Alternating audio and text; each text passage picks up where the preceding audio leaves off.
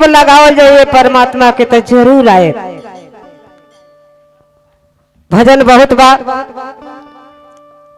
रउलो के ठंडा लगता। चले भजन बड़ा सुंदर रहो सबके सुने के मिलत अनु। हमरा दीदी के तरफ से आशीर्वाद मिलल है। का नाम बता हम जानते कि महादेव के आशीर्वाद वहाँ का पर बना रहो कि घर खुशहाली रहो। चले चर्चा सुनतनी तो आशीर्वाद देवे के प्रयास करेलू तो थोड़ा चैनल पर ध्यान दे कि श्रीनगर मैरवा सी चर्चा जन के सिंगर बनी सुंदर बोलू। अच्छा अच्छा भजन यहाँ के नेट पे भेजनी तो तनी निगाह दिलो कि हमनियों पर तनी चैनल तनी आगे बढ़त रहो।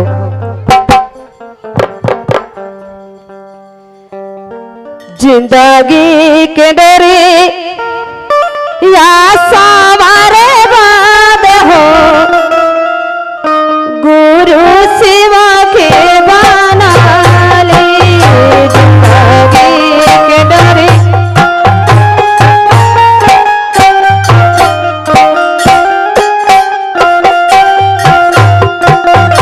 जिंदगी के डोरी या सवारे बाद हो गुरु शिवा के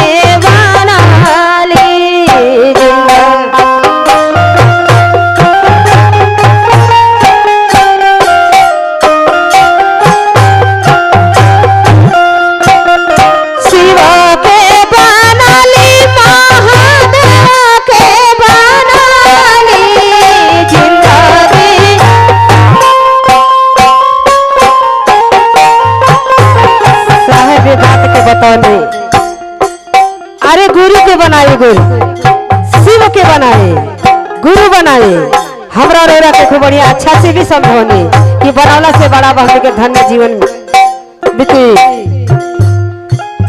शिव के बनाली महादेव के बनाली शिव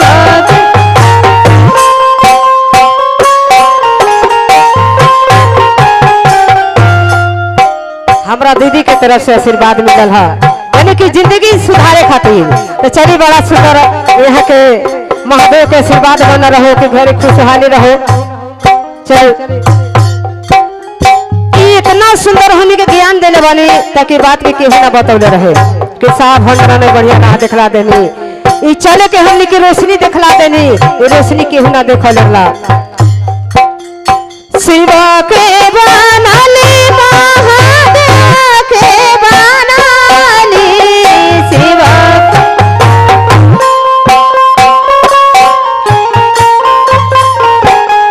जिंदगी के डोरी या सवारे बाद हो गुरु शिव के बनाली।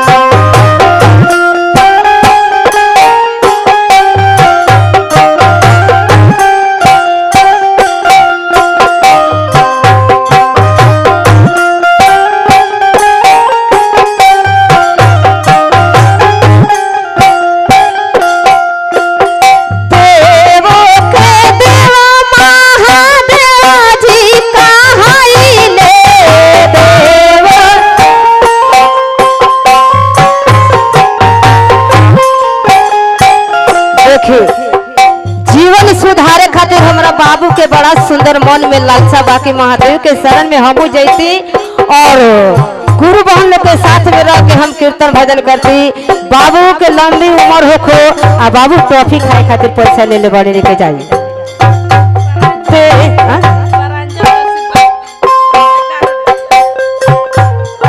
हमार दीदी अच्छा चलो बाबू मन में दुख लगी बाबू के छोटे चले महादेव दया करे कि लंबी उम्र होखो आ पढ़ी लिखी ज्ञानी होखी इंजीनियरिंग करे मास्टर बनी डॉक्टर बनी महादेव का दया होखो।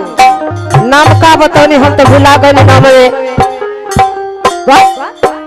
प्रांजल। चलिए वो भाई के आशीर्वाद नाती है रे मेरा गुरु बहन के नाती है। महादेव दया करी कि अपना दादियों की उम्र लेके ढेर दिन जी और महादेव दया करे।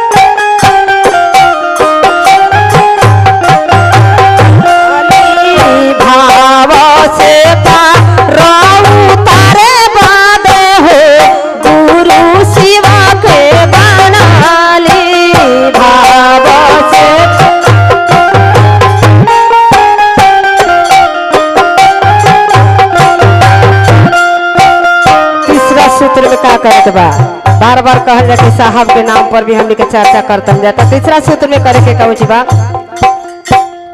साहेबा